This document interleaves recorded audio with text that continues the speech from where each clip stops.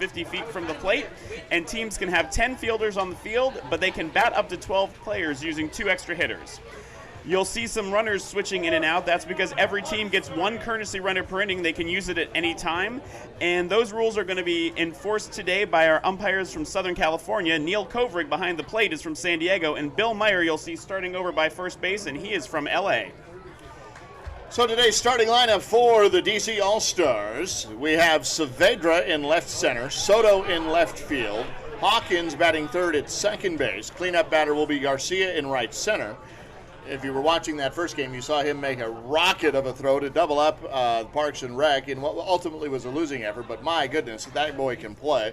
Then the very fast shortstop Dylan Arsenault will be batting fifth, and then Borden batting sixth, Leyva batting seventh, Talley, the pitcher, will be batting eighth, Land will be batting ninth in right field, and then Tucker will be catching. Talley will be pitching, I think I'd mentioned, Leyva will be at third base, and on the bench they have Mark Curbs, who is also a reserve pitcher if they need him. He pitched in the previous game that we saw. You mentioned that arm out there in right center field, and it'll be interesting. Since about noon, all the games have been played here at the Poway Sports Complex for the C Division, so they've had a chance to scout each other, and it'll be interesting to see if they know about that arm or if they try to test it. So Chicago Smash Brothers come in, and it is Jimmy who will be pitching. The battery there will be Jimmy pitching and Martin catching.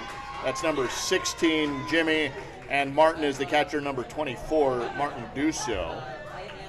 Jimmy Samson, check that, is the pitcher. So that brings up leadoff batter, Saavedra. He again is in left center field. We had a chat with him earlier, really nice kid.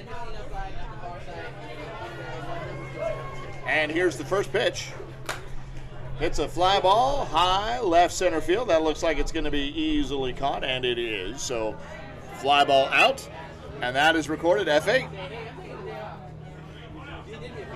And the weather's pretty nice here today in San Diego. The temperature's great. The sun is starting to come down and might affect a little bit to the catcher and the players on the right side of the field.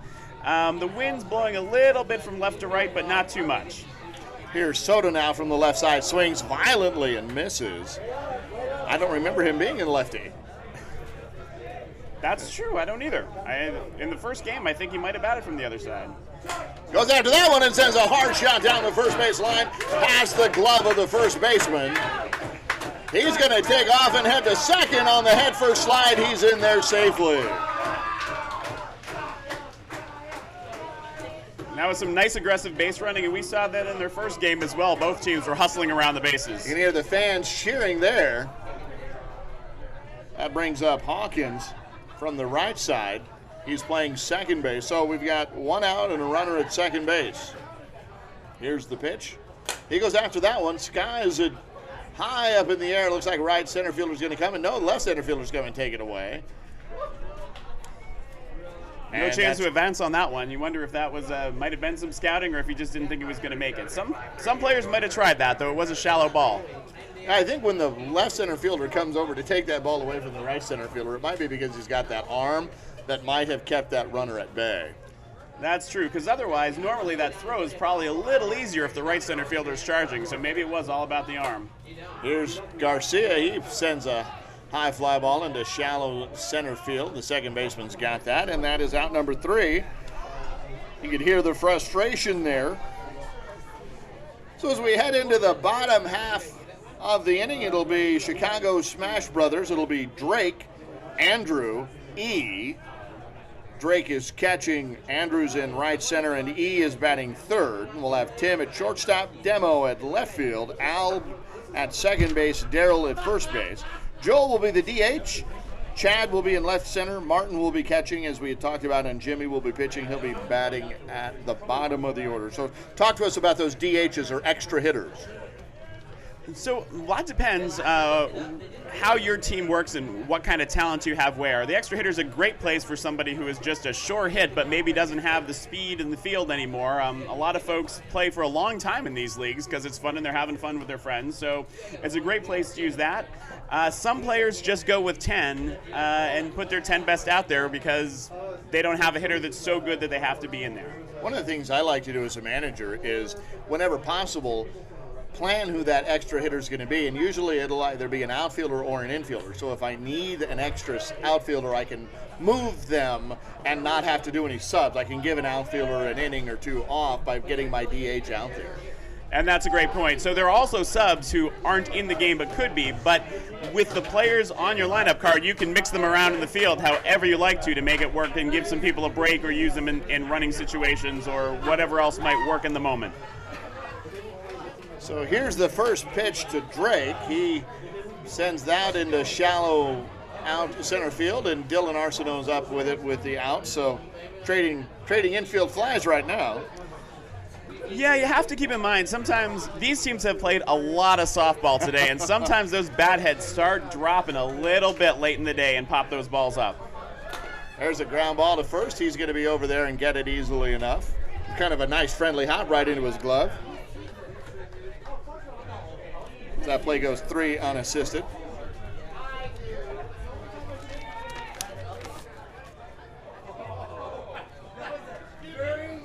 That'll bring up E. He's batting third. Big, tall third baseman. Batting third, playing third. Those taller players have that bigger strike zone. Let's see if Talley goes after it. He does, but just a little deep. So my count, that is 3 balls and 1 strike. And that one hit the plate, so we have ball 4.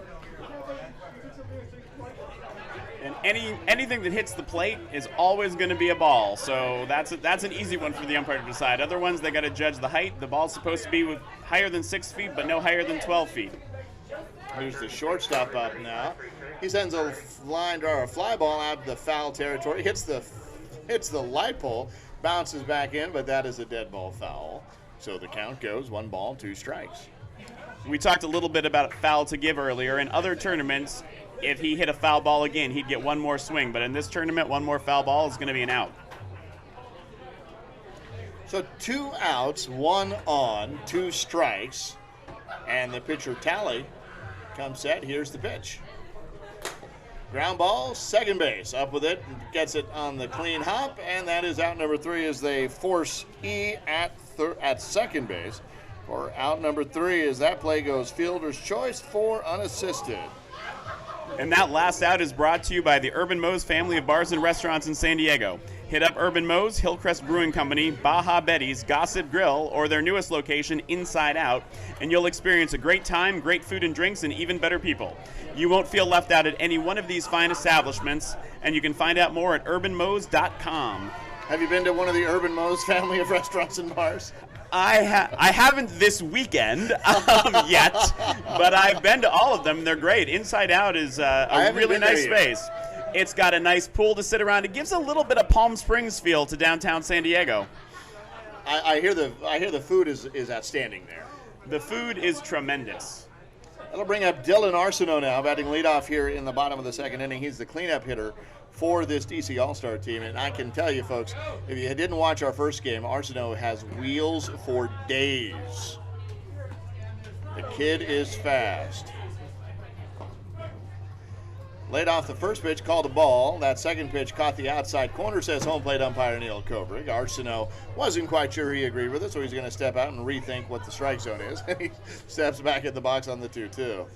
That one was short, well short of the plate, so 3 balls and 2 strikes, and we have a full count here. Goes after that one, hard ground ball to second base, right into the glove, and it had to be a perfect play to get him. You saw that you were talking about his speed, and that what looked like a very routine play. He was only out by about a step. Yeah, it was kind of had to go down to his right side to get that glove down on the ground, and he was able to come up with it. That'll bring up Borden, who's the first baseman. Here's the 1-1. There's a grunt and a hard shot into right center field. Right center fielder comes up with it and gets it. Borden takes the aggressive turn just to make sure that ball gets to where it's supposed to be and then heads back to first. That's such an important fundamental, too, taking that aggressive turn around first. We have seen a few where the ball just goes under somebody's glove or maybe gets a little slick, and that's enough to let you get into second if you're running hard. Here will come the third baseman, Leva, with a runner on and one out. Still a scoreless game.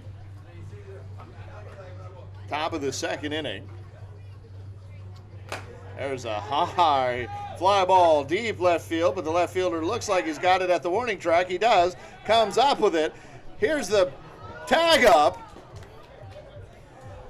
And Borden is just able to get there as the ball got away a little bit from the second baseman, and the pitcher's going to go and help him up.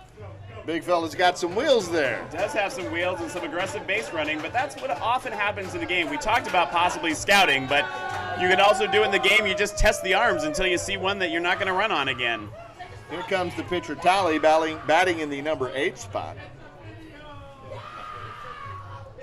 There's a high fly ball. That ball is cueing quite a lot, and it gets into the third baseman's glove for out number 3. A lot of first pitch swinging here.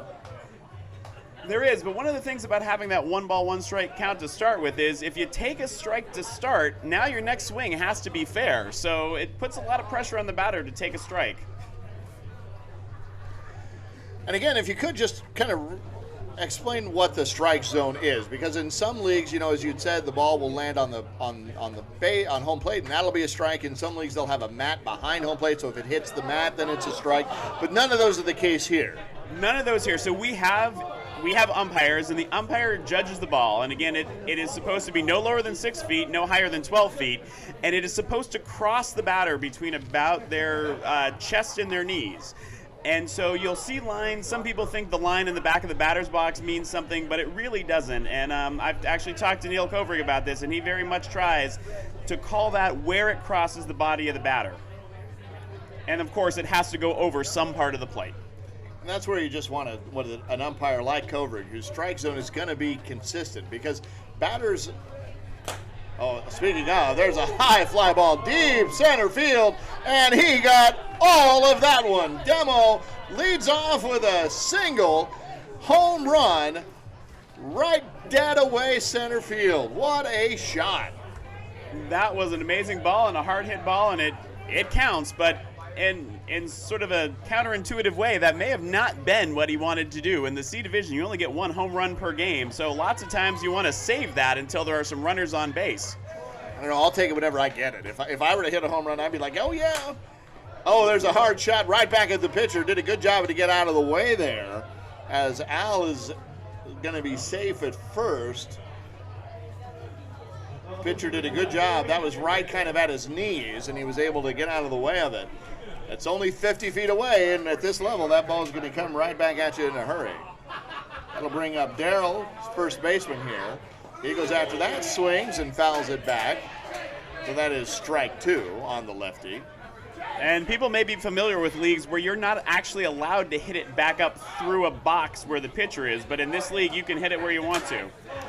Speaking of, another one right back to the pitcher. He feeds it over to the shortstop, and the shortstop does a shave job on the runner as that ball almost took his head off as it gets away from the first baseman, but the out is recorded at 2 as the play goes 1-6.